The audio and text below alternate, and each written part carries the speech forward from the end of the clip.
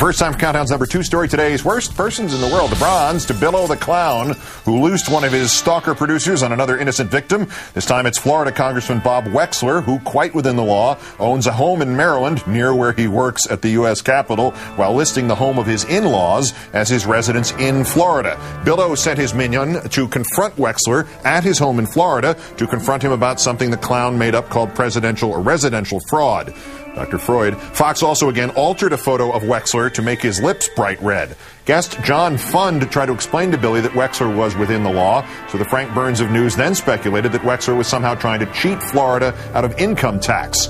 Fund had to inform him that Florida doesn't have an income tax. No income tax? Aha! This is where my argument falls to the ground.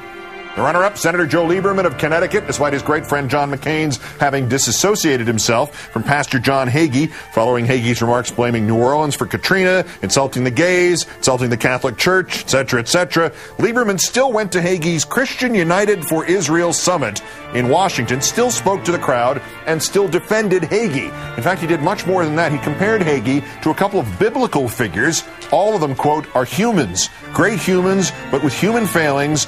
Dear friends, I can only imagine what the bloggers of today would have had to say about Moses and Miriam. Seriously, can a guy get himself thrown out of 2 religions at the same time?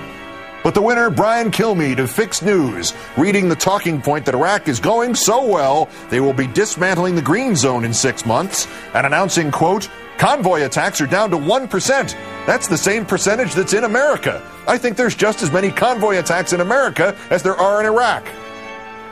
Right. There have been 93 rocket and small arms fire attacks on truck convoys in Iraq in the first half of 2008. Meaning, if Brian is right, there was a rocket or small arms attack every other day on a truck convoy in the U.S. in the first 6 months of this year, and we all missed them. You guys over there at Fox do realize that the crap you used to make up was creative, and in some cases even plausible. But now, you all just sound like you're stoned. You know that, right?